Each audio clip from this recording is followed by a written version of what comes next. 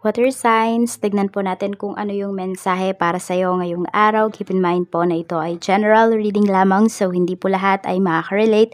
So be open-minded. Sa mga hindi pa po nakasubscribe dito sa ating channel, please subscribe na po kayo. And palike na din po ng ating video. At sa mga nais po mag-avail ng ating private readings ng ating Evil Eye Amulet, makikita nyo po yung link sa description box below. So ito po ay kargada na. Aalagaan nyo na lamang po kung interested po kayo. Mag-message na lang po directly sa aking Facebook page.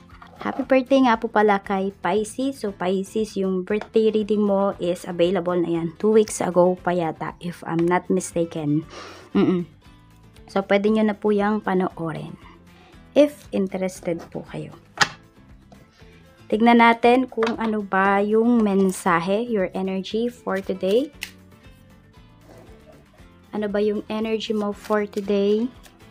Water signs, Cancer, Pisces, and Scorpio. So, we have photograph. Ayan. Meron ba kayong mga sinusunog, mga pinipilas, mga dinidelete na mga pictures? Parang ayaw nyo na bang maalala? Ganun. Or meron kayo dito nakitang picture na pwedeng, hindi kagandahan yung post po ninyo. Pwedeng wacky pics or ano ba yung may tawag doon? Yung parang hindi sadya, yung parang ano ba yung tawag? Nakalimutan ko, hindi papasok sa isipan ko. So, yan, parang, alam mo yun, parang bigla ka na lang kinuhanan ng picture. So, yan, parang kinakahiya mo yung picture na yan. Yung iba po sa inyo, ganyan. O yun nga, meron kayong mga memories na ayaw nyo nang maalala talaga. So, parang sinasabi ng iba sa inyo, sana magka-amnesia na lang ako. So, tignan po natin. Ano pa yung mensahe pagdating sa pamilya, spirit guide, pagdating po sa family. Kamusta naman po si water signs? We have Page of Wands. So, parang meron ditong family members mo. Water signs na, alis ng bahay, ganyan. Ayun nga. Mahilig ang umalis to. So, parang meron kang family members na hindi talaga siya mapirami sa bahay.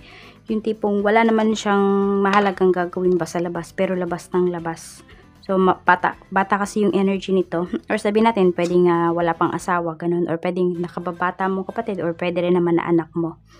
So, ayan. Para bang laging napaka-busy. So, medyo pasaway nga itong tao na to. Medyo nabibwisit na yung iba sa inyo. Ganyan. So, tingnan natin kasi pwedeng sabihin natin, di ba, pag umaalis siya, so hindi siya nagpapaalam. O kaya naman, umaalis siya, late na siya umuwi sa gabi. So, wala man lang paramdam ba. Ganun. Kaya yung iba sa inyo, pwedeng nai-stress din kayo or hindi kayo natutulog agad-agad kasi nga hinihintay nyo yung tao na ito. Tignan naman natin, pagdating naman sa friends, we have Knight of Coins. Pagdating sa mga kaibigan, we have the Devil. Okay? So, pwedeng may mga kaibigan ka dito, yung iba po sa inyo, kung same kayo ng industry na pinagtatrabahuhan ng tao na ito, so pwede na parang iniengganyo ka ba niya na lumipat doon sa trabaho niya. Parang ganon. Or iniengganyo ka niya na lumipat or mag-try ng ibang trabaho. Ganon yung nakikita ko kasi dito. Tapos yung iba sa inyo, it's either kayo yung mayroong sabihin natin. Pwedeng meron kayo kasing mga hiningin pabor towards this person. So parang ngayon, parang alam mo yung hindi mo siya matanggihan. May ganong energy dito pagdating sa kaibigan mo. Or meron ka namang kaibigan dito, baka siya yung humingi ng pabor sa'yo. Pag ngayon, parang may hinihingi kang pabor, 'di ba?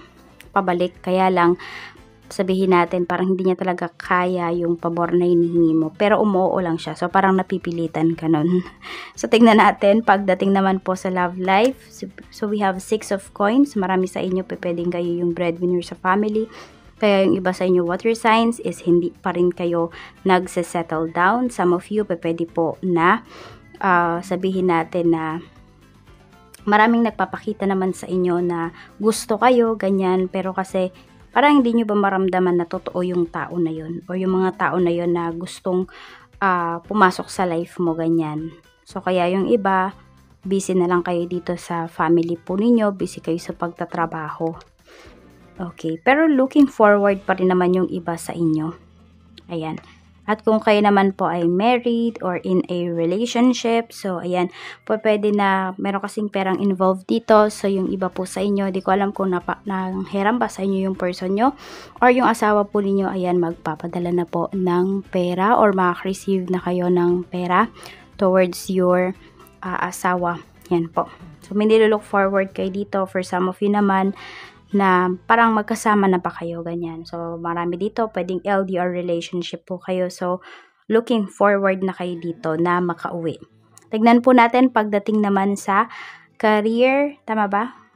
No, finances pala to. So, we have Wheel of Fortune. Ang ganda ng, ikot ng pera mo ngayon. Water signs, parang talaga kung meron kang nilabas na pera, babalik siya kaagad-agad sa'yo. So, we have the Emperor. So, ang lakas din ng loob mo dito ngayon.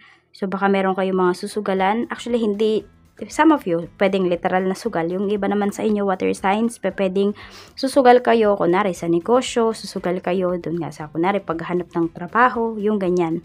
So, basta malakas yung loob ninyo ngayon. Para bang walang makakapigil sa inyo. Yan. Para nandito kasi kayo sa present, dito kayo nabubuhay ngayon. Kaya ganyan po yung mindset ninyo. And we have the Fool pagdating naman sa career. Okay, so pwede nga yung iba sa inyo, kaka 1 week, kaka 1 month nyo lang sa trabaho. So, ayan po, pwedeng madami pa kayong matututunan talaga. So, nakikita ko naman dito, ready naman kayo to take risks, and yun nga, nag-take risk na nga yung iba sa inyo. Pwede nga, no, napilit na kayo ng kaibigan ninyo na mag-apply ng trabaho sa ibang lugar. Basta new environment na kasi itong pinapakita. Pwede rin naman baka nagbago ng management dyan sa trabaho po ninyo, kaya we have the Fool here. So, nakakapag-isip-isip yung iba sa inyo dito. Ayan, the Hanged Man. Nagugulahan pala yung iba sa inyo kung lilipat ba kayo ng work or magstay kayo sa trabaho po ninyo. Tignan natin. We have Queen of Cups. So, sundin mo daw yung puso mo. Ano ba yung nafe-feel mo towards dito sa pagstay at sa pagre-resign kung magre-resign ka? Kasi ikaw pa rin daw yung magde-decision dito. Follow mo daw yung intuition mo. Yun yung sinasabi. Kasi iba-iba tayo ng disposition at iba-iba tayo ng sitwasyon pagdating sa trabaho. So, mas ikaw yung nakakaalam nito. Kaya follow mo daw yung puso mo. Pero kung gusto mo namang maging practical, follow your mind. Check natin pagdating naman sa negosyo. Sa negosyo, we have King of Wands. So, nandun talaga yung puso ninyo pagdating sa inyong negosyo. Ayan, marami na yata kayo nabiling mga gold. Di ko alam kung isa yan sa mga investments po ninyo. Yung pag-gold, ayan. Pag-invest ng gold or baka nga iba sa inyo, nagbebenta kayo ng gold dito. Maganda po ba yung business ninyo ngayon? Yung sales ng business? Yes, maganda oh. Happy kayo dito. Actually, parang may mga international din kayo dito na mga clients. Ayan po. So, parang hindi lang talaga dito. Or sabihin natin, pwedeng nag-ship yung iba sa inyo nationwide or worldwide pagdating dito sa inyong negosyo. Tignan po natin ano ba yung blessings para sa'yo ngayong araw na ito. Ano po yung blessings natin, Spirit Guide? For water signs, Cancer, Pisces, and Scorpio. Blessings. So, we have gift. Okay, so pwedeng may magre-regalo sa iyo dito. Ayan po. Pwedeng madalas yung iba sa inyo. Parang ito din yung nabunot ko yata kahapon, na isa sa mga ninyo, mga blessings, gift din yun. Ayan po, pwedeng may tao dito na ang ibibigay niya sa iyo is yung kanyang oras, yung presence niya. Hindi lang gift na yan is regarding about money or mga material things. Hindi po pwedeng yung ibibigay sa'yo ng taong ito yung talagang hindi mabibili. So, pwede nga yung love niya, yung time niya. At ano ba yung nire-remind sa'yo ni universe ngayong araw na ito? So, ayan. Kung magmamahal ka daw, water signs, magmahal ka buong puso mo. Ayan.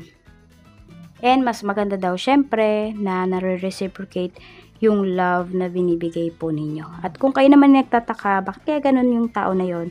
Baka po kasi hindi niya naman nare-reciprocate yung love na binibigay niya sa inyo. Kaya wag na kayong magtaka. Okay, saan ka dapat mag-focus? The Hermit. So, focus ka talaga sa mga bagay na sa tingin mo is parang, di ba, clouded yung mind mo. Ayan, katulad dito. Sa offer sa'yo ng kaibigan mo. Katulad dito, sa trabaho mo. Diba? Kailangan nandoon po kayo lagi. Or nandoon yung presence of mind po ninyo. And also, pag-isipan nyo talaga yung mga gagawin ninyo. Dapat daw buo yung decision talaga ninyo. Huwag kayo basta-basta magpapadalos-dalos dito. So, yan lamang po. Maraming salamat at ito po yung inyong mga lucky numbers. Mag-ingat po kayo always and maraming salamat sa inyong suporta, patuloy na suporta dito sa ating channel. Bye-bye!